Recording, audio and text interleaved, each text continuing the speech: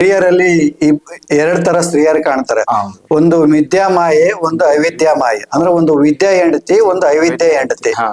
ವಿದ್ಯಾ ಹೆಂಡತಿ ಅಂದ್ರೆ ನಿನ್ನ ಸಾಧನೆ ಮಾಡಕ್ಕೆ, ಜಪ ತಪ ಮಾಡಕ್ಕೆ, ಪೂಜೆ ಪುನಸ್ಕಾರ ಮಾಡಕ್ಕೆ ಸಹಕಾರ ಮಾಡ್ತಾಳೆ. ಅಂತವಳು ಸಿಕ್ಕಳಂದ್ರೆ ನಿನ್ ಜೀವನ ಪಾರಮಾರ್ಥವನ್ನ ಮಾಡಬಲ್ಲಿ.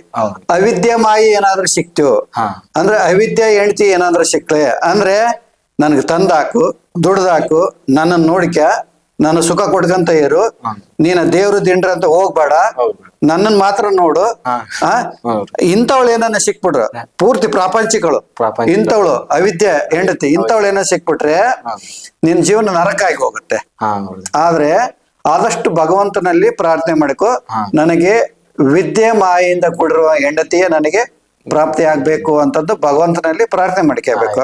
ಆ ಭಗವತಿಯಲ್ಲಿ ಪ್ರಾರ್ಥನೆ ಮಾಡ್ಕೊಂಡ್ರೆ ಅದು ಖಂಡಿತ ಆ ಒಂದು ಇದನ್ನ, ಆಸೆಯನ್ನ, ನಿನ್ನ ಬೇಡಿಕೆಯನ್ನ ಆ ದೇವಿ ಖಂಡಿತ ನೆರವೇರಿಸ್ತಾಳೆ.